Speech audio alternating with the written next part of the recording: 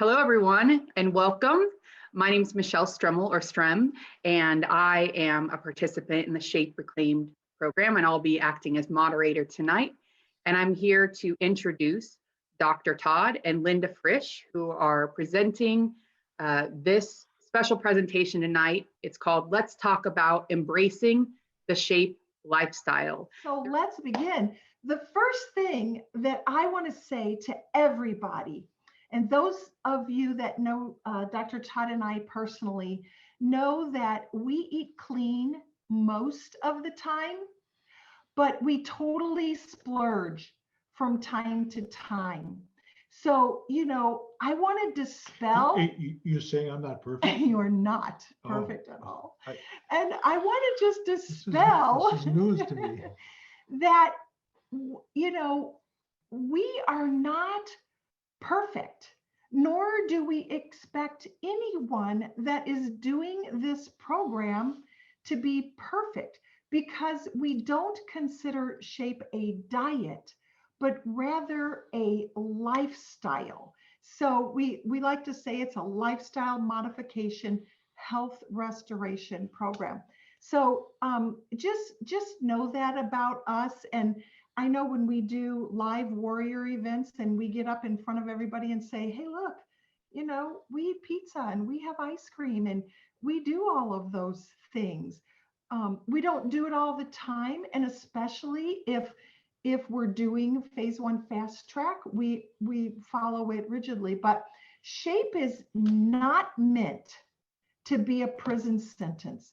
We don't want anyone to think that for the rest of your life, you're not going to be able to eat maybe one of your favorite things. So the entire purpose of our program is to help everyone change their relationship with food. You got to understand first and foremost that food is medicine. Food is medicine. And so when you begin to look at what you're putting in your body, and I don't know if we say it in this current book, this is our 8th edition program guidebook, and over the years we've evolved. And so we've said everything that you put in your mouth, try to think of, is this going to build me up? Is it going to repair me? Is it going to restore me? Or is it something toxic that's going to break me down? So, our first goal is to help you change your relationship with food. So there's so many of you guys that we all have our favorite food friends. And I'm going to confess that my favorite food friend is cinnamon rolls. I'm telling you, I get possessed. I cannot have them in the house because I will fight to the bitter end to eat as much as I can. I don't even want to share with anyone. So. I usually eat the middle because she never likes the middle. I love the middle. I get so mad when he wants to eat the middle.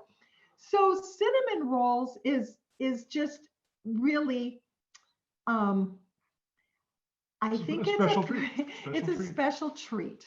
And, we bring them in, like we had the kids here for Thanksgiving weekend. And for one breakfast morning, we had fresh fruit, we had vegetable quiche that I made, and we had cinnamon rolls. But it was a special occasion. So they're not in our home, and I won't be bringing them in our home again, probably not until maybe we have company again or some of the kids come up or something, because I have no control. And this one right here, ice cream. No. Totally ice cream. Totally. If I buy even the tiniest little ice cream and hide it in the deepest bowel of the deep freeze, I will find this man will find it. So we know that there are certain things that we have no self-control. When you can begin to learn what your weaknesses are, admit what your weaknesses are, and accept what your weaknesses are, I think it's going to be easier for you to rein it in and get some control over that. Sue and I have had so many conversations about this when, she was in fast track for a long, long, long time, and she was afraid to transition out. And I said to her, Sue, here's the deal. You got to transition. Shape is not meant for you to be in fast track forever. It's meant to heal you and to help you get to a healthy weight. And then you transition out and we get into what is a healthy lifestyle for you. And you know your weaknesses. Don't bring it into your home. Do not ever bring that weakness into your home, because it will call you and you will have no self-control. And when you're sad or upset or lonely or whatever the emotion is, that food is going to call you and you're going to have a really hard time having self-control. So if you just really make sure that you don't do that. So one of my concerns when I was in full practice was fanaticism. You can be fanatical about lots of things, and that can be very healthy. But if you take it past a certain level, it really becomes a toxic entity in your life. So I was never a fan of fanaticism. I don't care if it's health fanaticism or religious fanaticism or political fanaticism. It's not a good thing. It creates an imbalance in your body, and you're going to pay a price when there's an imbalance in your body. So the fanatical nature that some people get into when it comes to nutrition, I think is almost more damaging than eating poorly. At least I've seen it. I shared this last time we were together, and I think it's worth sharing again. I had a patient that was fanatical about food. Every food that came towards her face, she had to make some judgment call, and she couldn't eat anything. She's sensitive to this and sensitive to that. If I eat this, I'll get bloated. And I look 3 months pregnant if I eat this. And this was on and on and on. She had a laundry list of. Oh, it was just, and terrible. she was never well. How are you? Well, I'm pretty good, but my left little toe, it's really painful today. It was this kind of patient, and those doctors on here can relate. Beth, I know you can relate to this because we've had conversations. So I said to her, I'm not treating you today. It was a Thursday night. And I said, this weekend, you have to go out and you have to go have a cheeseburger. Then you're going to go bowling. And then you're going to end it and you're going to go have a banana split. And if you don't do that, I'm not going to see you ever again, which is not like me. I'm very non-confrontational. And she's, well, I can't do that. I can't do, she's a soccer mom. So she's always about her kids. And in facial diagnosis, she was a tree face, which means she was all about protecting those under her branches. And I said, look, you have to do this. And she said, I can't do it. I'll be sick. I don't sleep well anyway. And this will cause me to bloat. I'll be up all night. She comes back in a week later, biggest grin on her face. And she said, Dr. Todd, I did what you said. And I said, it's interesting because I thought I'm never going to see you again. And she said, I ate the cheeseburger. I went bowling and I was upset when I got a strike because I couldn't throw that second ball. She said it, I threw it with such veracity. I just wanted to destroy these pins. She said, I went out and had a banana split and a chocolate malt after the banana split, went home, slept better than I ever did, woke up, my stomach was flat as can be. She said, why did you tell me that? And I said, because you were fanatical and it was causing an imbalance in your body. I just needed to give you permission to sin. And it was a healthy thing to do. So fanaticism is a huge imbalance. It's just not good. It's just not good. But please know that when you start the program, we always like everybody to do fast track for at least 1 bottle's worth, because it's really great detox. And when you're doing fast track, and we always say to our practitioners, when you're working with your patient or your client, talk about their why. Get them to figure out what is their why. Why are they doing shape? How many programs have they tried before? How many times have they failed? How can we get them to be successful? What is their why? And it's, when you sit down and you write this out, why it's important for you to reclaim your health and reclaim a healthy weight. So when you're in fast track, that's what you're working towards. So we want you to be more focused. We don't want you cheating all the time. We really don't, because we know that it's going to take you longer to reach your health goal and your weight goal. Stay focused. Stay focused until you're feeling better, everything's doing better, and then we start to transition you.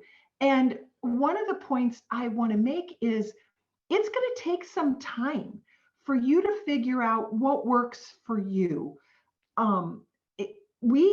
It took us a long time to figure that out. I complained for years to Todd. I was a hypoglycemic forever, and I complained about being bloated. I was bloated. I'd wake up, my stomach be flat. I'd eat breakfast. Next thing you know, I was bloated. I'd be bloated all day long. I ate cheese like there was no tomorrow. That was a protein source for me to keep my blood sugar stable. And I learned when I did shape, after all those years, I mean, like what, I'm 64. And so I was 50. God, I thought you were 30. Holy cow. Gotta move on. So it's been almost 11 years for me since I've done the program. And after I did the program, and I hadn't been having cheese, and I started adding cheese back, I started figuring out it was causing this. It was yellow cheese. Yeah, it was yellow cheese. There's a chemical in yellow cheese called annatto. It's a coloring agent. Because Disney made every Mickey Mouse eat yellow cheese, then yellow cheese had to be for everyone.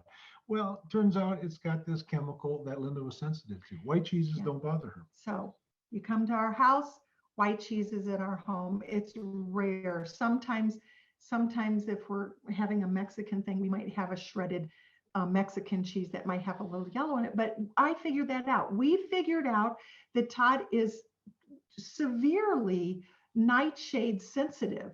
So we really watch that. But it takes some time to sort out. And after you have eaten really clean and anti-inflammatory, and you start adding things back in, pay real close attention to what your body is saying to you. It will talk to you. If you listen, it will really give you some clear signs of what works and what doesn't. And you're going to know by maybe you get stuffy, maybe you get congested, or you get real mucusy if you eat certain things, or you get a headache, or you feel fatigued, or emotional. Or emotional, right? Or emotional. We cannot eat regular pasta. We do not eat it, because you might as well just take us straight to bed, because we feel like slugs. We are so we're bad. We're just bad. Now, I can do a gluten-free noodle, and that's fine, but regular noodles, no. So, if we do have pasta, we will, when we're not doing fast track, we will have a gluten-free noodle, and we do just fine. So I say all this to say that we had to figure it out for ourselves too. And you guys are going to have to figure out what works for you and what doesn't. And what works for one is not necessarily going to be what's going to work for the other. And quite often, it can be a healthy food that is the culprit for you.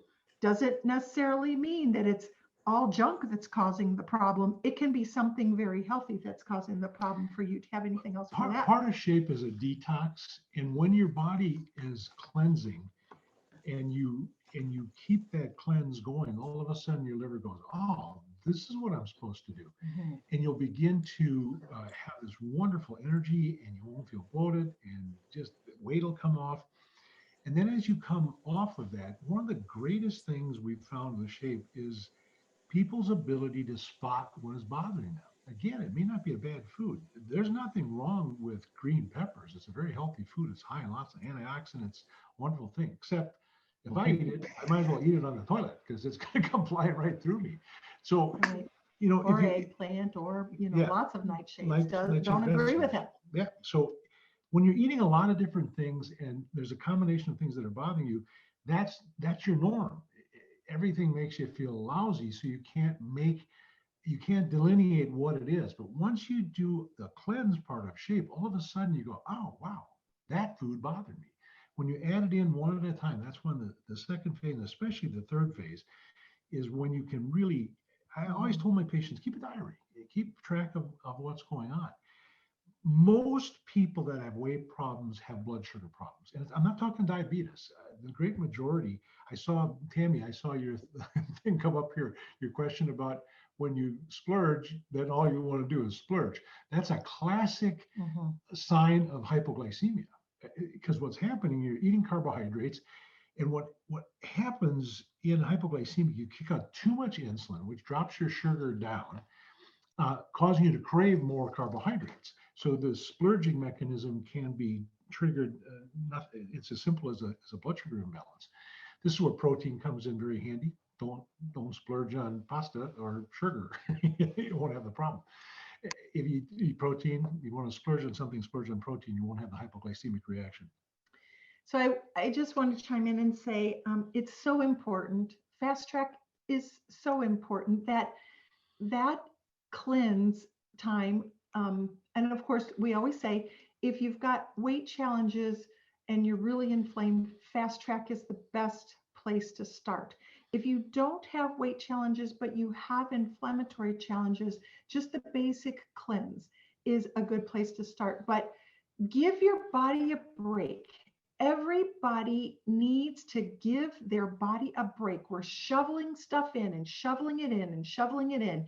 And we're not even thinking about all of the chemicals and different ingredients and things that are going into our body. And sometimes we just need to make things really simple and give our body a break. Now, the last time we talked about intermittent fasting, and that's out on our website, and it's on the Facebook group under announcements. So you can go back and you can tune in and listen to that and learn about the value of intermittent fasting and how that too can give your body a break. I got to talk about dogs. First of all, our dog Stanley passed away. Oh, now you make me sad. And he was the greatest dog ever. So you remember Stanley, we had him at your house. So I like dogs. They're really my best friends. We have a new dog coming. His name's going to be Lambo. He's a golden retriever, golden retriever, standard poodle mix. But think about dogs. When I lecture, if I see everybody in the audience doing the dog to one side, I know I got to change what I'm saying because people aren't getting it. But our Stanley would eat the same food every day and just be as happy as it can be. When I did shape, I did cucumbers and chicken breasts. I mean, let it go. Are you eating anything else? Every day for lunch, every day, every single day. I just say I'm doing the dog. But think of it this way. When a dog is sick, what do? They don't stuff themselves. They lay down, they rest, and they don't eat. I think we can learn a lot from dogs. And I miss my Stanley. So. Yeah, for sure. So let's jump to as shape as a lifestyle, you're going to do phase 1, that's the cleanse. Then we're going to transition you and we're going to slowly start adding things back, and we're going to pay close attention to what that reaction, if there's an inflammatory reaction when you start adding different foods back. And then we're going to get into phase 3, and that is just live your life. And in the new 8th edition guidebook, we offer you 5 different lifestyle options to choose from. And I would say that Todd and I kind of live by the one, number 5. It's phase 1 2 weekdays. So during the week when we're working and our nose is to the grind and we're just doing our thing, we pretty well for breakfast and lunch eat fast track. We don't really deviate from that. Maybe at dinner we'll do a little more phase 2. So we might have a pork chop, or we might have a vegetable that isn't normally there. On the weekends, this is when we're not doing our rigid cleanse.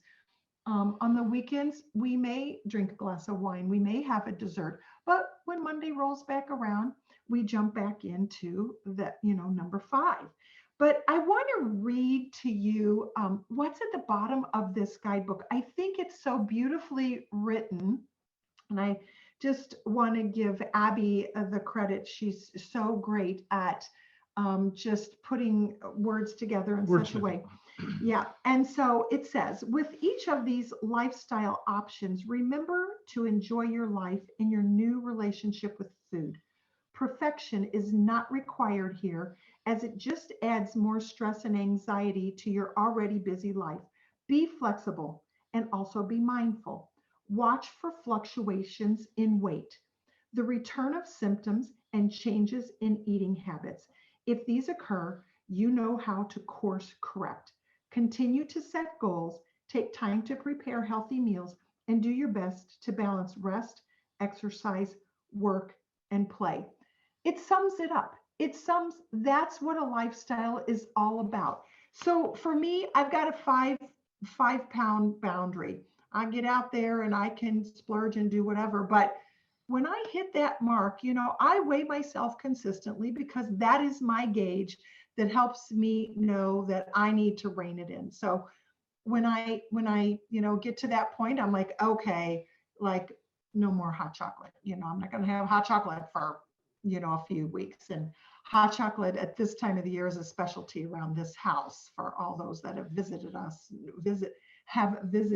us know that. So again, I want to just close this little section with saying, remove what you think is your food friend. Remove it from your home, because more likely than not, it's not your friend. It has been causing you health challenges and weight challenges. And so I would just suggest, when you start the program, clean out your house, give food to family members, whatever the case may be, and just bring in the foods that you're going to be able to eat on your program, and that's going to be good. And then have heart to heart with your family and even those close friends. People get intimidated when you start to embrace a healthy lifestyle and they're not. So I don't know if it's jealousy, or if they don't want you losing weight and them not losing weight, or whatever the case may be. It's kind of a funky thing, but family and friends try to sabotage our trying to get healthy. And we've seen it and heard it and read it so many times on Facebook and at our Warrior Live events, and practitioners tell us about this. And so we just say, when you start, sit down with those people that are really important to you and explain that you've been struggling and you really want to try to reclaim your health and a healthy weight. And so I think if you have that conversation with them, they'll be a little more supportive of you than trying to beat you down and saying, oh, one bite, just one bite's not going to hurt. Stop being so crazy, So anyway, just know that. Invite them to join the program. Having a partner, absolutely, having a partner is a powerful thing. I never allowed any of my children patients to do shape all by themselves, and no one else in the family would do it. It just didn't work. It was actually emotionally disturbing to the child. So having that partner can have a profound effect on success in the program. I'm looking at Philip and Margaret. Phil and Margaret, they're starting. So yeah, they're doing it together. That's great. So one of my premises in when I worked with patients was a theory that I call bioindividuality. I think every patient is unique and unlike anybody else that walks through my door. And I built a program with that mentality. I did not want to have this way of thinking and run everybody through this little opening that I felt was the correct way to go. I always build a program to where the patient was. So Philip and Margaret, you just started the program. I do something called facial diagnosis. I wrote a book on it with my daughter. So Philip and Margaret, you are both what I refer to as iron faces. Margaret, you have a little bit of a bucket face. So an iron face, I always refer to as the 3 S's. They're strong, you're stable, and you're stubborn. That's the combination that you have. Margaret, you like to think a lot. Bucket heads, which is what I am. I'm shaped like a bucket. We like to think. We like to put things in our bucket. We can sit in a chair all day and enjoy our thinking. But both of you have these deep creases that I have right here. Okay. Uh, Philip, yours are a little too long, but these creases are called falling lines. F-A-L-I-N-G. Falling means purpose. So both of you have purpose. You have deep spiritual strength. Philip, you're under a little too much stress because those lines go below the corner of your mouth. So you got to work on stress, and stress eating is going to be a factor in this. So you have this strength, this the iron phase has got this. Give them a job, they're getting it done. Persevere, take it to the end. You complete tasks. So you can tap into that energy, that bio-individual aspect of who you are, and use it to an advantage. You have the strength to persevere. It'll help and you get the with job the done. committing. It'll help because of that Plus, strength. you've got that spiritual Yeah. strength. Rely on that. Yeah. Pull whatever cord you have to pull to have success. So I would always teach my patients. Tammy, for instance, has got a lot of fire energy. She's a fire face. Hi, Tammy, in Florida. You look great, by the way, girl. I haven't seen you in a long time. Fire faces are very sensitive, and Tammy is extremely sensitive. So little things bother her, and that's okay. That's who she is. And we would factor that into the equation when I'd work with patients. So we've taught a lot of our shape practitioners this whole facial diagnosis thing because it always helped me kind of dance to the music that the patient was dancing to. If a patient comes in and is doing a waltz, and I like to do the swing, I'm not going to communicate with that patient. I've got to get on their level. So I would use facial diagnosis to help me understand when a patient came through the door how I need to talk. When I talk to Linda, she's a king face. Give me the facts. Can you help me? How long is it going to take? What's it going to cost? Don't talk about the weather. I don't want to talk about the weather. I want to talk, can you help me?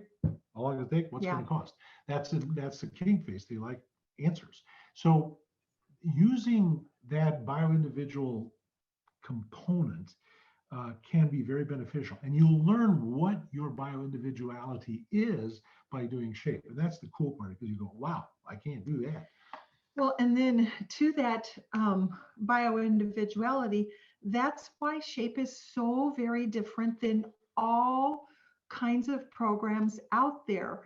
We want you working with practitioners.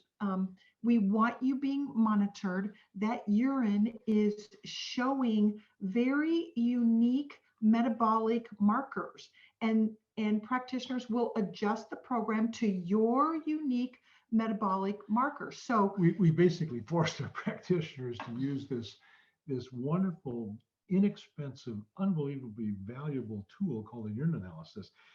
I know those of you that are our patients are thinking, you guys got some kind of fetish about urine. What is the deal? We do. But We have a fetish. it will tell us something. Shape was built on two premises. Number one, all diets fail. And all diets fail because the brain gets a message that it's starving. The urine analysis will tell you, number one, if you're starving, and if you are starving, what you should do to prevent that starvation to occur. Secondly, shape was built on the premise that it can't just be metabolic. There's got to be something else. I felt it was the brain. I felt the brain was not communicating properly, and the messaging system wasn't working right. So you would do something and your body would get confused and the response was inappropriate. So it isn't just metabolism. If it was, we would have fixed a long time ago. It's a brain problem. So just know, it's just so important to be working with your practitioner, because they're going to really help you figure out, what's best for you individually. So that's so important. So I'm just going to move along with some recommendations I like to make for people when they get started on this journey. Again, it's a lifestyle, not just a diet. You're not going to do something for a short period of time and then go back to all your old toxic habits. No, we are trying to teach you some lifestyle skills that is going to serve you for many years to come.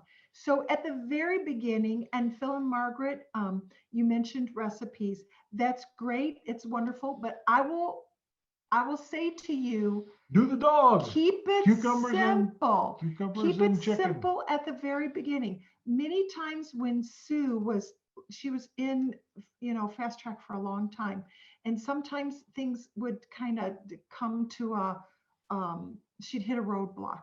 And I would say to Sue, Sue, you got to go back to simple. You got to get back to the basics.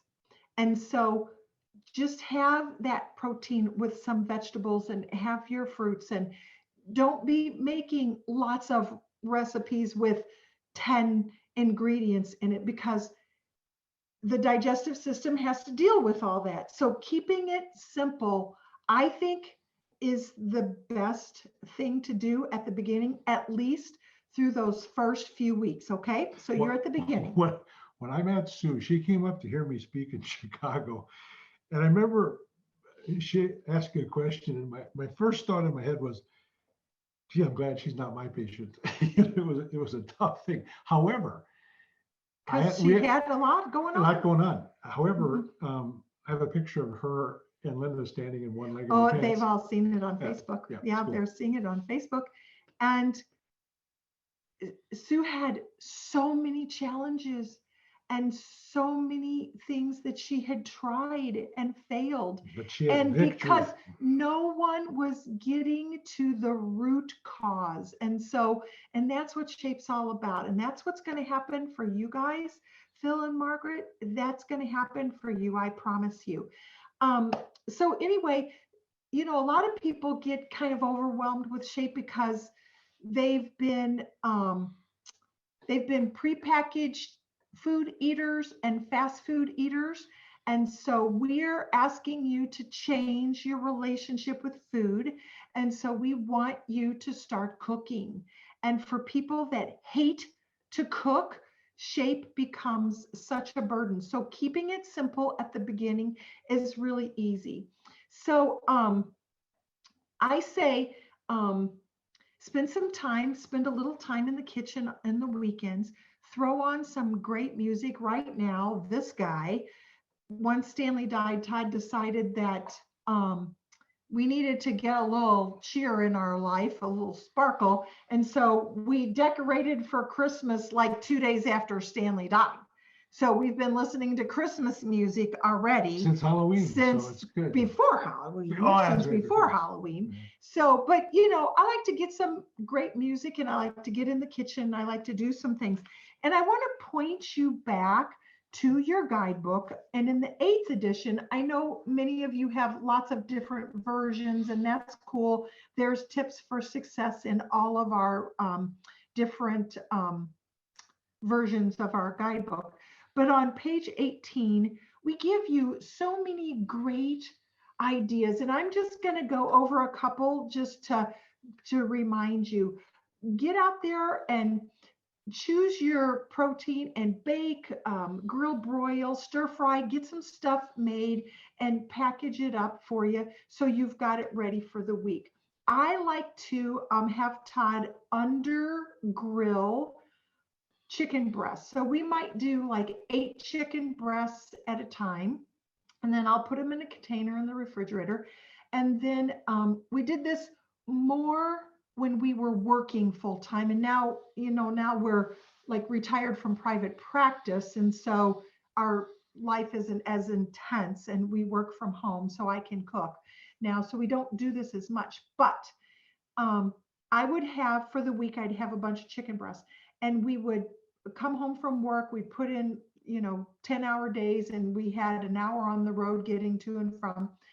And we'd get home and I'd pull out a couple chicken breasts, and I already had some clean vegetables, and we'd throw it in the wok, and we'd stir fry it, and we'd have a chicken vegetable bowl. And that was a staple for us.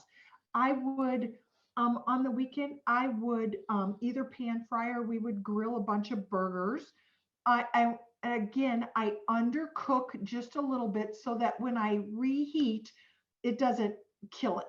So it's still nice and, feels fresh. And then unless you like hockey pucks. Right. We don't like that. And we like our vegetables, like they're basically raw, but they're hot. So that's how we eat vegetables. And so I make a bunch of burgers, and I would make a big pot of onions. And then we'd put that over our burger, and, we'd have a burger for the night with a salad. I would make a salad.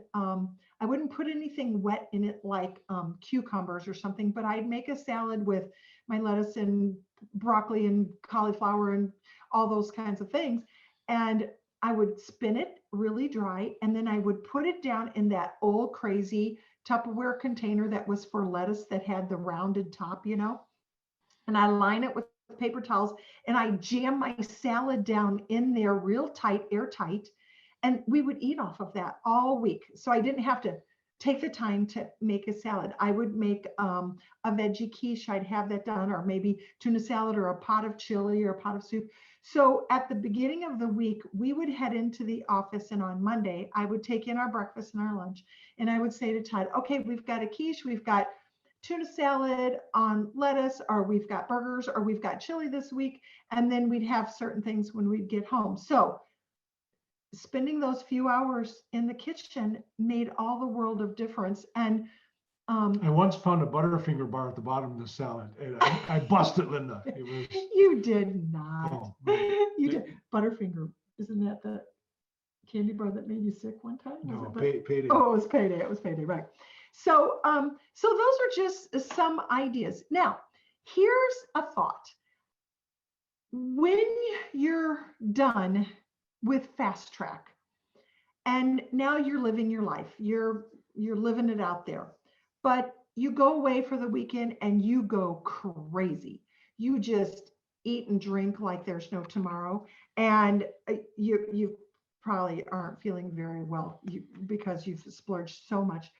But so come home and buckle down, and maybe for 5 days, do Fast Track, rigid for 5 days. So there's nothing wrong with doing that. Now, you've all heard me say, and I've posted it on Facebook forever, Todd and I do Shape Fast Track every quarter. We'll do a rigid 3 weeks. I've been asked over and over, do we do load days? It depends. If we've been a little crazy and we have, packed on a few extra pounds, we will do load days, and then we will do rigid 3 weeks. And we typically get back to where we need to be. And then we just transition on. So if you splurge, once you've done this and you're living your life, then do Shape for a few days here or there. Just buckle down for a few days and eat really, really tight. It's not going to hurt you. I take drops all the time. I feel better when I take drops. I haven't been sick. I don't even know that I've been sick in 10 years since I've been taking the drops. So I think it has really made a world of difference. You said you were sick of me the other day. Yeah, sometimes I do get sick of you, but sure. I take it. Does that count as sick? Yeah. Okay. And I do feel that it has strengthened my immune system. And a lot of people, after they do the program, they do continue taking the drops. And we will say, try just 1 dose a day. At 1 dose a day, I mean, a bottle of drops can last you 3 months, and it'll cost you like, 67 cents a day or something like that. So it's really affordable if you want to take it as a support supplement. Oftentimes, I'll see this, it comes up on a really consistent basis. Somebody will say, why are you doing the program again? Why are you starting over?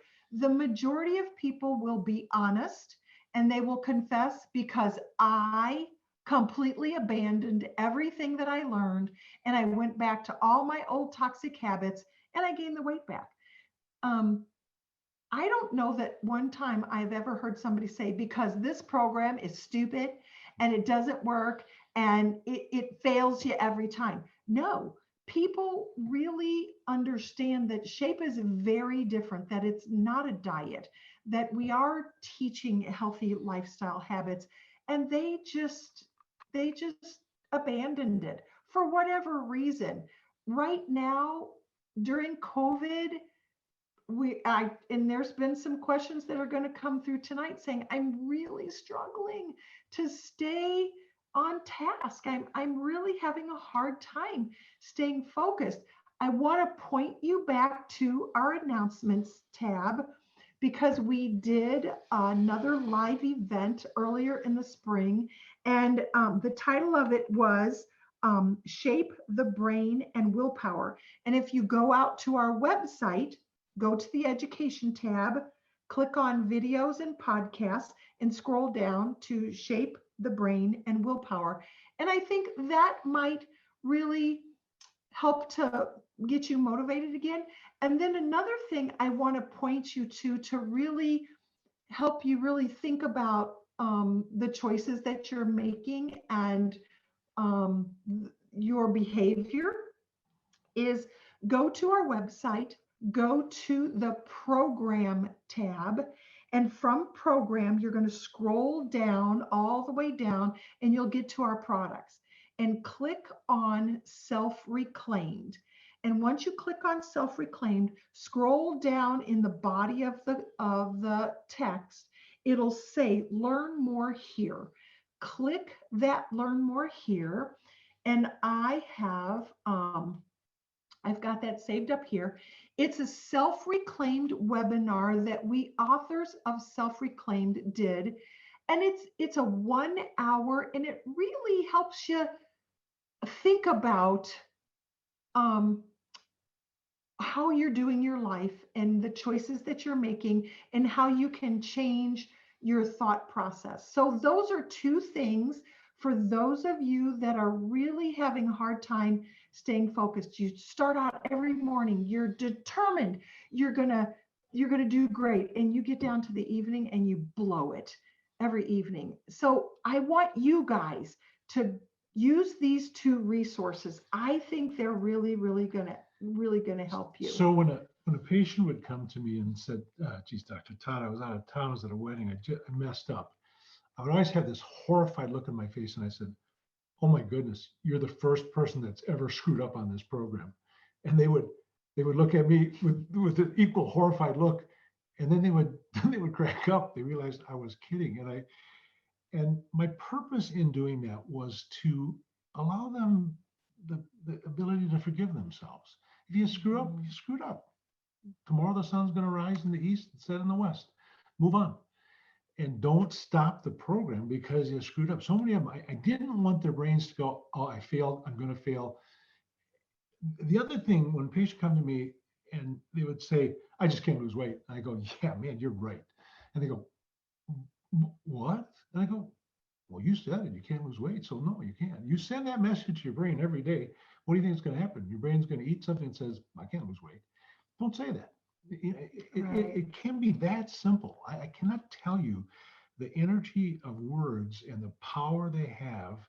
I mean, it's a biblical concept, bridle your tongue. We're not the best at that. But we're not. But your words have power, and using them properly, I want my patients to forgive themselves. It's okay. You screwed up. It's not the end of the world. Again, SHAPE is not meant to be a prison sentence, but if you're doing SHAPE to reclaim your health and your weight, try to focus for a period of time and try to get there. Try to get yourself to that point where you are feeling better, because when you get there, it's going to be a motivating factor for you to stay there. Some will revert back. We get it. We don't ever shame them or want them to feel like a failure. It's hard. We know that it's hard to change your relationship with food. If you have eaten toxic for years and years and years, changing those habits is not easy. And we aren't saying that it is to you. We know it's hard, and we're here for you. We want you to know that we're here to help you heal. That's been our passion for, well, Todd 4 decades and me 35 years. So, we've been at this, and we're going to stay with this to try to help you guys. And with that, I think let's just open it up with some questions. And I want to make one comment. Okay. I love to do things called a cryptoquip. It's where you have to substitute letters, and you decode this message. And this was a quote by Ernest Hemingway, and the quote was, "We're all broken. That's how the light gets in." You know, the best the best words I've ever read when it comes to the broken lives we are. You got to be broken. That's how the light gets in. If you're not broken, you can't get the light in. So it's okay to be broken. I want to throw in a little tip. You see me drinking from this big giant 32-ounce hydro flask. I fill it up 2 or 3 times a day, especially if I'm doing water fast days. I drink lots and lots of these. So I fill it with ice cubes and water, and it sits right by me, and I drink it all the time, and it really helps with hunger. So, okay, Michelle, you shoot Thank some you. questions at us. Yes, and so I'm first going to go to the Facebook group to ask those questions. So we have a question from someone who's very active in the group, Vicky. She wants to know, how does a person choose what attainable goal weight they should have for themselves? Yeah, we talked about this today. So, Vicky, I want to say to you that I'm right there with you, and I have been there with you for 10 years. I truly would love to weigh what I weighed before I had children, and I have been trying for 10 years, and my body isn't going there. So, at this age, my body says, no, you're not going to weigh that much. But I'm a good healthy weight, and I think you're going to know what feels really good, and you're going to know what, oh, I'm a little too thin and I don't look healthy. So that's going to be for you to decide. And I saw that you also said, I lose a few pounds, I gain a few pounds, I lose a few pounds, I gain a few pounds. And if you go back to the previous Zoom call on intermittent fasting, I was right there with you. And when I really got serious and buckled down and really focused, and this isn't going to be a good time, you guys, because we're coming into the holidays and everybody's going to be doing holiday stuff. But with the new year, maybe just really buckle down and go for 3 straight weeks. I'm gonna toe the line. I'm gonna intermittent fast a day. I'm gonna go out for walks, and I'm telling you, I think you're gonna see a difference. Any thoughts? People often say, I need to lose weight to get healthy, and that's wrong. What you have to do is you have to get healthy, and then your body can lose weight. This is a misconception, and Shape was built as a weight loss program for this beautiful lady next to me. But then we saw all the benefits. It's anti-inflammatory, it's immunoenhancing, it's a mild detox, and the side effect is weight loss. When we realized what we really had on our hands, it was just a revelation to us. It was just like, this is remarkable. And it transformed my practice. And I had a very, very successful practice, but it shifted because there was a change in how I looked at things. And I felt that I needed to help people understand they need to get healthy, then things are going to run better for them. So Shape is about getting healthy, and then the weight will come off. Yeah. You can do some fad program and it'll work, but you'll send a message to your brain every day you're starving. And as soon as you come off that program, all the weight comes flying back on. And we can use Atkins as a classic example. Amazingly effective program for weight loss. Until when? Until you stop. And then what happens? Well, the guy starts at 240. He crushes it on Atkins. He does fantastic. He feels great. He's 200 pounds, and then he eats a piece of bread. And then 6 weeks later, he's 260. Coming back on. Because Atkins wants you in large ketosis, which is starvation. And if the brain don't ever want that. If the brain gets a message that it's starving, it'll say, I will build things that are keep you from starving. And what is the best thing it can do? Well, you get 9 calories per gram of fat. You get 4 calories per gram of protein or carbohydrates. It's going to build fat. So the body thinks it's starving and it's protecting you with this layer of fat. It's not a good thing. So Vicki, if you're feeling really healthy at the weight that you are, maybe that's the right weight for you. If you feel like maybe I could work a little bit harder and drop this a little bit more, then you can focus on doing that. But your body's going to let you know. Okay, Michelle. Okay. We've seen in the group, there are some during this COVID time where they feel like their schedule's been freed up or other distractions have gone away, and it's been the best time for them to focus on shape and making this a lifestyle. And then we see others who have the exact opposite feelings about this experience this year. And you talked a lot about mindset at the beginning, but those who are having a particularly hard time during COVID, do you have any other words of direction or encouragement for them? So I think I tried to answer that question in the body earlier when I said, please go back to that previous webinar that we did earlier this year on shape the brain and willpower, and really let that get down in your spirit and soul. And also go to program and self-reclaimed and listen to that webinar. It really gives you a lot to think about, and I think it will help you to really focus. And when you go on to that self-reclaimed, I noticed today we did it in 2016, and we offered a special price on the self-reclaimed, and we're going to talk to our team, and we're going to put something out there, and we'll announce it on Facebook. You'll have to call Shape Direct.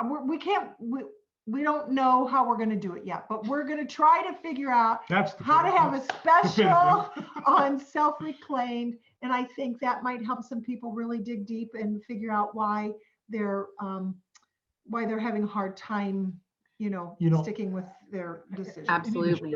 Can you say the name of the book one more time loudly? Heart Math Solution. It's by Howard Martin and a guy named Doc Childre, Childre. Thank you. Are there ways to avoid hair loss during Fast Track? I don't want to talk about hair loss. It's okay, you guys. Yeah. So we like to share with our practitioners when they're taking history with their patient, if their patient shares that they've got thyroid issues, or they've got body temp regulation issues, or they've got eczema or psoriasis or cognitive challenges, we already know they're lacking in essential fatty acids.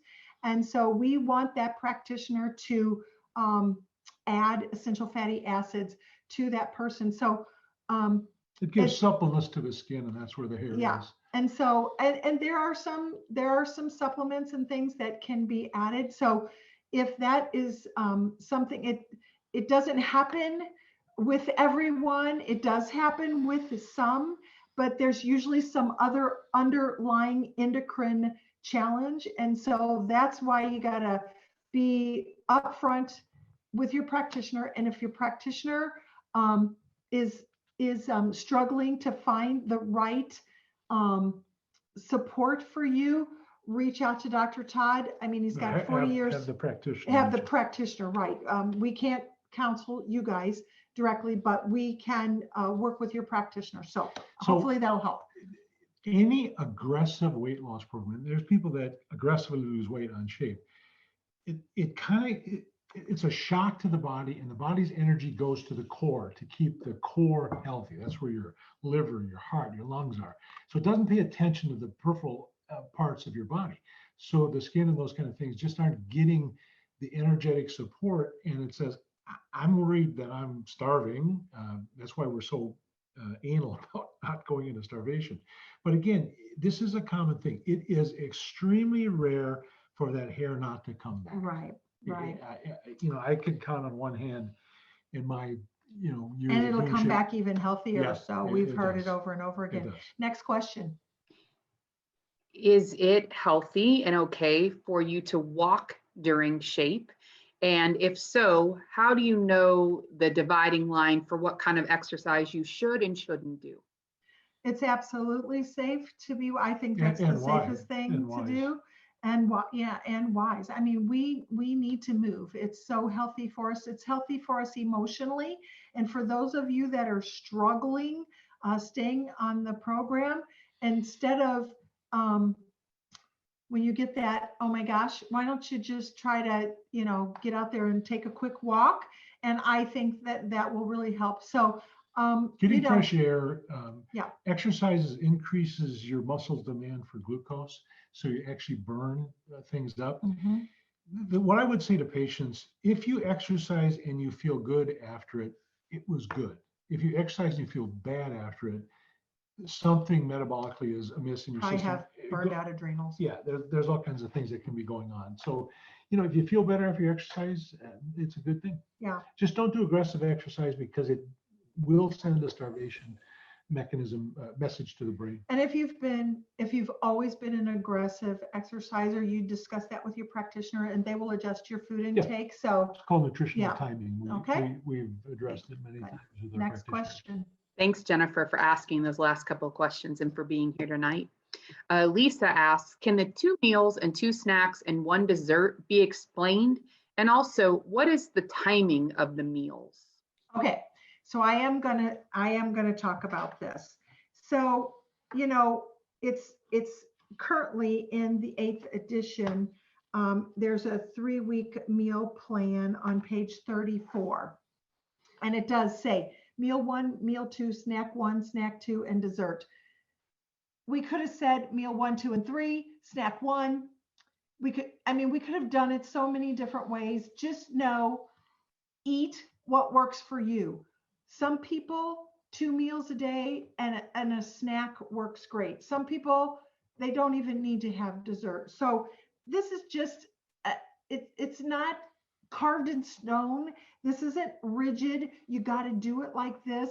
If you're a person that your blood sugar does better, that you need 3 meals and you need a little snack in between, that's what you need to do. Again, we're gonna recommend that you work with your practitioner, and this is individually laid out. So that might work for some people, but other people not. So don't get all married to that, okay? We're overfed and we're undernourished. So it's never a bad idea to cut back on your food.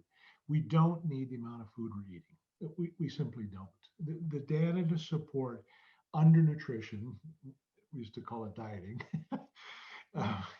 Undernutrition, it's a very healthy thing. It increases life expectancy, it enhances cognitiveness. Your cognitive energy is improved. There's just so many benefits to eating less. So there's a place that you have to find that is your sweet spot in life when it comes to what you eat. We do 2 meals a day. We do not eat 3 meals a day. I can't remember the last time we ate 3 meals a day. It doesn't fit our lifestyle. It doesn't fit how we feel. So just realize that it's okay to experiment, staying within the parameters of what's correct. Of the amount of food that you're supposed to eat. Spread it out however it works best for you and your life and how you live your life and your work schedule and all that kind of stuff. Make that work for you. It's like crackers. Technically, it's probably a bad idea, but if we don't, sometimes you need something dry and crunchy and salty. It has a effect on the brain that goes, I like this, even though they taste like sawdust sometimes. Some of these crackers are awful. And again, go back to that last webinar on intermittent fasting, and that will be helpful. Next question. Lisa also asks, are smoothies also allowed on Fast Track? And if you have any tips about those. And she also notes page 18, tips for success, says to make packs and put in the freezer. I think she'd like you to explain what that means. Well, yes. I'll do the smoothie one. She can do the packs. Smoothies aren't on there. That being said, we do allow our practitioners to make that clinical call. There are patients that may be the best way they can get a powdered protein in because protein bothers me. Yeah, maybe their digestion is so bad, might be the best way. The problem is chewing. Chewing has a very important part and role in proper digestion. If you don't chew, the chemicals to help you break down foods are not released. There's a chemical in your mouth called ptyalin. It's triggered by chewing. So this is very important. So when you do a smoothie, you're just slugging it down, you're not chewing. So it will kind of mess your digestion. Well, and also, I think I just saw it, was it today or yesterday, somebody said they make a smoothie, they do yogurt and some berries and some fresh spinach or whatever. It's all things that are in Fast Track and they just throw it all in there, and they like to have it as a little treat. It's like a little like a dessert treat for them. So I've said this before, and I'm going to say it again. I think a lot of people, I think they have weight challenges and health challenges because they've lived their life on smoothies. And I don't think it's always the healthiest thing. I think there's a time and a place for it, but God didn't create smoothies for us. I got a smoothie tree in the backyard. No, You don't have a smoothie tree. So yes, you can, but that's not what Shape's all about. So just, I would say, do it sparingly. The packets. Oh, and the packets, that just means, throw everything in and throw it in the freezer so you can just take it out. I think that's what they mean by making packets. But one of the things that I did, because I like ice cream so much, is I would take frozen strawberries in water, put them in a blender, and make them into a smoothie. But I would put them in a little cup and put in the freezer. And when I needed that ice cream sweetness, I would simply take that frozen strawberry. That's all it was, frozen strawberries and water. And I would just let it thaw a little bit, and it was just wonderful. Yeah. Next question. Okay. Would a Shape lifestyle food be considered generally low fat? No. No. Look, we have fats, we have proteins, we have carbohydrates. They're all essential for life. Fats are absolutely essential for cognitive health. Your skin needs fats. Your brain needs fats. What your hormones need fat. Where that fat comes from is very, very important. And I'll get scientists battle me all the time, and they say there's no difference between sugar from an apple and sugar from a Snicker bar. At a cellular level, that is true. Now, from your mouth to that cell, it's a huge difference. The glycemic index, the glycemic load, all those things play a huge role. But at a cellular level, the body can't tell the difference between sugar from an apple or sugar from a Snicker bar. Again, it's getting to that point. So living a healthy lifestyle means you should be able to eat all of those things. Again, be mindful and all things in moderation. But we think, we are big butter eaters. We, when we're doing fast track, we don't use butter, but we butter. We would never have margarine in our home or any of those artificial fake blend things. No, we would. So, what I would tell patients, they say, what should eat? I said, well, if it can rot and spoil, eat it and do it before it does. Yeah. Those are my rules with food. We have a friend with a Twinkie bar that still is yellow. It's not a Twinkie bar. A Twinkie, whatever. It's like a whatever a Twinkie is. Twinkie sponge. Yeah. So it's like 17 years old. The cellophane on it is broken down and decomposing, but that thing, it's hard as a rock, but it's still yellow, like and there's no mold on it. I don't think I would eat that. Yeah. Okay. Next question. Even though we may not have eaten a food for years and then eat it, why do our brains light up like a carnival? And why do we continue to crave it even though our taste buds are satisfied? Yeah, wow. So the person with the answer to that is going to be very, very wealthy. But don't they say that, when we smell certain scents that can trigger memories and stuff? And is it something that it would trigger cellular memory? And there might be, emotion wrapped around it, like, oh, that meant love. That when I got to eat that when I was a little kid, that meant my family loved me. So I think it's something to do with deep psychological, something that we don't have the answer It gets for. complex. I don't know if there is an answer for that. Yeah. Recognize it is the most important thing. I felt once a patient, I had such success with patients and never even touched them. I just explained their problem in a way their brains went, oh, I get this, I'll fix it.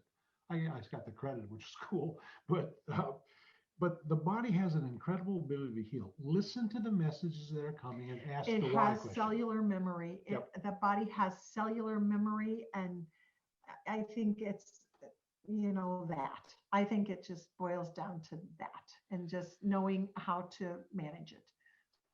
Okay. If you feel like you've answered any of these already, you please let me know and I'll skip to the next one. Okay. I'm on maintenance. Sorry, that last one was from Sue and this one's from Tammy. I'm on maintenance. It seems like when I splurge once, then I want to keep splurging. How do I control that? And how often is it okay to splurge? Yeah, so I did answer that. And Tammy, for you, it's a blood sugar issue. You're just messing with your blood sugar, and your brain is sending a message, feed me. Yeah. So, you know, Try to figure out when you're splurging, maybe not always be splurging towards sugar. And if you are having some sugar, try to have some protein with it. Yeah. And maybe that would keep your blood sugar from freaking out so bad. So sometimes I'll say, you know, finish your meal with some protein, or finish your day with some protein right before bed. Yeah. Have, you know, 4 ounces of or 2 ounces of a chicken breast. Yeah, hard-boiled something like egg, that, hard-boiled egg. It cottage sends a cheese. message. So this gets technical, but there's a battle that exists in your body, and this is a battle that's been going on forever. And I always refer to it as like the Palestinians and the Israelis. They have to live together, and they can't. So the battle is between glucose and cortisol. Cortisol is your stress hormone, and glucose is sugar. So they're constantly battling for some degree of supremacy. And when one is winning, the other one gets mad and it does something bad. And so this cortisol, glucose, sugar, insulin ratio has to be understood. So am I saying stress plays a huge role in this? I am. Yeah. Stress is the contributing factor, because cortisol is your stress hormone, and your body will balance that out. Oftentimes when the cortisol gets confused, the body will say, feed me sugar in order to balance cortisol. Try if you can to eat more protein, because when your blood sugar is more stable, you don't have those roller coasters. Next question. I was on Shape for 3 years and successfully lost 65 pounds. And then I got married. My husband literally sabotages my clean eating. He suggests chocolate, ice cream, donuts all the time. I was strong at first, but then started caving, and now I've gained back 40 pounds and have inflammation again. How do I overcome living with someone who doesn't want me to eat clean? I've got the answer for that, man. I mean, really, this is that perfect example of sitting down with this person that you love so much and say to them, look, I'm not feeling as well. I don't feel as well when I do this. And I'm struggling with self-control myself when you constantly tempt me. And really just ask for some help. I mean, I really think that's, I don't know how else. I mean, if you can't say no with your own free will, if it's too hard for you, you have to go and you have to ask for their help and say, look, when I was 40 pounds less, I felt better. I was happier. I was healthier. I moved better. I slept better. Everything better. And I would just say, try to have a heart-to-heart. For me, when patients would bring this up, I'll say there's a why factor to this. Why is this going on? What's really behind this thing? And sometimes it takes some deep, soul searching to try to understand what the why is. Yeah. Why is he sabotaging it? Right. Does he feel if you're thin, you're going to leave him? Kind of thing. I mean, Yeah. This gets into some weird, deep stuff. Yeah. But there's always a why behind this kind of thing, and trying to figure that out. I'm not an expert at that. But this isn't our line of expertise, but or you it's can say, a struggle. We recognize. Stop yeah, it. watch Bob Newhart. Stop it. Okay, next question. Alethea asks, or says, at the last meeting, Dr. Todd mentioned estrogen fat and to eat broccoli. Can you please expound on this? Okay, many women become what's referred to as estrogen dominant. They have too much estrogen. And the body will store estrogen. It'll build fat cells to store the estrogen. And that estrogenic fat typically is abdomen, hips, and triceps and buttock. So when you get these, female patients have said they call these bat wings. I don't have them. Linda doesn't either. but that's estrogenic fat. It's very difficult to mobilize that fat. So one of the ways you can enhance mobilization of estrogenic fat is to consume foods that have a chemical called indole 3 carbonyl, I3C. I3C converts to something called DIM, diindolylmethane. Diindolylmethane helps break down estrogen so it's removed from your body instead of stored as fat. So you can be estrogen dominant by having too much estrogen, or it can be estrogen dominant by having a normal amount of estrogen but not enough progesterone. It's all about this balance between estrogen and progesterone. It's an endocrine imbalance. So you can have normal estrogen and yet be estrogen dominant because you don't have enough progesterone. So it takes a clinician that gets this and understands it. They're few and far between, sadly, but we want to mobilize that fat and allow it to break down. Estrogen should break down. There's pathways in the liver that allow this to happen. And broccoli and the cruciferous vegetables are the highest source of indole 3 carbonyl, which converts to diindolylmethane, DIM, which helps you mobilize fat from storage into eliminating out of your body. And you certainly can supplement DIM. I take DIM all the time. I have a whole history of hormonal challenges, and my body produces too much 16-hydroxyestrogen, and that is the cancer-causing estrogen. And so I supplement DIM all the time because of my history. It helps convert 16-hydroxy to 2-hydroxy. Yeah. So and that's the one that can be eliminated easily by the body. The body has a very difficult time eliminating 16-alpha-hydroxy estrogen. So hopefully that answered the question. Next question. That was technical, wasn't it? Wow. I have a feeling it's time for a book plug because the next question is, how do we know what kind of face we have? Wow, I happen to write a book and the number to call. Well, I just posted out on Facebook. Did y'all see? I posted a post. Anne Louise Gittleman, famous author. I think she's authored like 35 or 38 books or something like that. Her most well-known, I think, was The Fat Flush. And she interviewed Todd. Yeah, we got connected to her through one of our practitioners, the Rosens. They're from Milwaukee, and they know her personally. And I talked them into taking one of my books because they were going to go visit her. Yeah. And that led into this. So he interviewed her. So is there a way for me? Hey, Bernie. Is it on? Hi, Bernie. It's in the feed, and I don't know how to bring it up to the top, but anyway, listen to that. It was a really great interview on WTF, and you can go to WTFwhytheface.com, and you can order a book if you're interested in learning more about facial diagnosis. It's not just for clinicians, it's for learning about your children and your coworkers and your family members. And it really is a book, and it really, Todd digs into traditional Chinese medicine and how he looks at patients and how you can figure out, what's causing what. So it's a really good resource. And we all do face reading, and you look at your child in the morning, you go, don't you feel good today? What did you see that day you didn't see the day before? So we all do face reading. My daughter and I put legs to this thing. I'm looking at one of my former patients. Hi, Teresa S.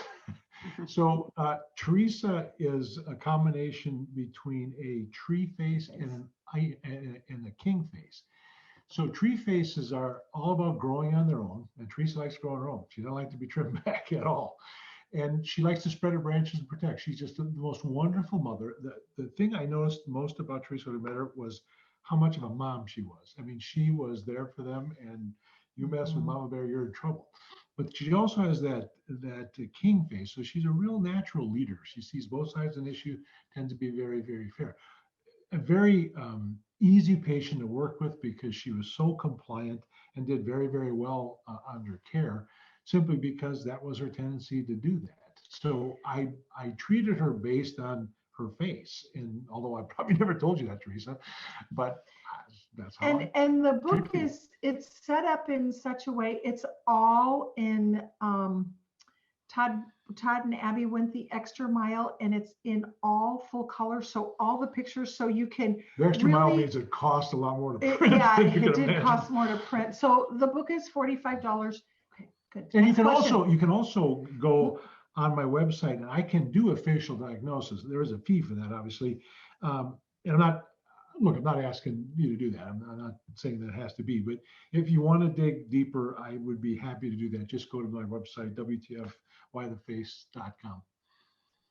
Any other questions? Yes. Okay. Tammy asks, does having my thyroid removed due to follicular cancer change anything? I'm starting Shape in January. No, I mean, it's yesterday's newspaper now. You will build a program to where you are.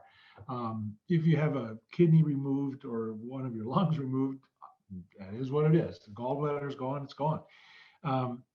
You can be healthy. I don't ever want people to think if there's parts missing, they can't be healthy. You can be as healthy as you can be. Can you be 100%? I don't know. Lots of people have had thyroids removed, and they're, on Synthroid or whatever, and forever they weren't able to lose weight. They tried all kinds of programs, and with Shape they were able to without a thyroid. So one of the most difficult thyroid conditions to correct in medicine is nothing for it. It's Hashimoto's thyroiditis. It's an autoimmune condition. You're attacking your own thyroid. Shape is so effective for this. There's some other things I use. It isn't just Shape, but I've had very, very good success with a condition that no one has success with. And that's a God thing. Shape just fixes things. How about one more burning question? One closing question. Okay. The next question just in line is there any instance where you, Todd and Linda, personally do a steak and tomato day? And can you explain why someone would do one of those days? We don't. It's just not something where I use that with my patients was when they went out of town. Doc, I'm going to a wedding this weekend. I'm probably not going to do as well as I should. I'm not going to follow. And I said, okay, try not to sin a lot, but when you come home, reset your metabolism by doing this steak day. This has to do with something called thermogenics. You can throw pine in a fireplace and you'll get lots of heat and it'll burn very, very fast. Metabolically, that'll give you energy, but it's not long lasting. If you throw oak on there, that's going to give you these rich coals and this long-term heat. It's a thermogenic effect. Protein, a steak day, has a thermogenic effect. It kind of helps your metabolism, get you back. It's very anti-hypoglycemic. It's blood sugar balancing. So when you eat a carbohydrate, it's like eating sugar. When you eat a steak, it's going to have this thermogenic effect and help you burn properly. But to answer the question, we personally don't do that. I came up with it simply because I knew people were going to sin, and this was a way to undo the sinning. Get them back on the right track. Okay. Some people will do a steak day once a week, and it's kind of like intermittent fasting. Well, or protein day. I like to call it a protein day because it doesn't necessarily have to be a steak. It's just a protein day with, So, and it's in the new guidebook. Beef is more thermogenic than chicken. It is, which is more thermogenic than fish. But not everybody can digest beef as well. So you have to know your body, and that's good. Well, I just I know that we could just keep talking, and we love just pouring into you guys and sharing as much as we can with you. I'm sure we're going to have another. Michelle and I will talk about it and come up with what's another topic. We've got a whole list of things that we could talk about. I'm thinking about interviewing one of our practitioners, Dr. Tom Pettit, who did an amazing talk at our Shape Symposium. And it's all about when you say self-sabotaging things, how you can turn that around. So I don't know if he'll be available, but I'll see if I can try to get that in the lineup. And I want to say to all of you, we are working to personalize the website more, and we like to share some of your victory stories. And with your permission, of course, we would, if any of you want to share your story of how Shape has really helped you restore your health, please share that with us. You can send a picture and your story to customer service at Shape Reclaimed. And we would love to lift you up on our website. It's out on Facebook, but we're trying to bring things from Facebook over into our website because not everybody are Facebookers. And it seems like in this day and age, more and more people are trying to get away from social media because a lot of it is really toxic. So, and a lot of people just don't want to do it. So we're trying to bring some of this great stuff that you guys share out on Facebook over into our website. So if you would be so kind, please share your story with us. We would love to lift you up. Have a wonderful, wonderful holiday season. Know that you're not going to be perfect. None of us are going to be perfect. Well, speak for yourself here. But try to do your best. So if you know on Saturday you're going to go to a holiday gathering and you're going to be crazy, try to be pretty strict, a few days before and a few days after. That will serve you better. And just get your brain wrapped around January 1, we're back at it. We're just going to jump on. We're all going to be working together to just do a great cleanse so that we feel our best and we can move into and beyond in 2021 and have a much better year than 2020. So Merry Christmas, Happy Hanukkah, have wonderful holiday season, and we will see you next year. Bye. Bye, everybody.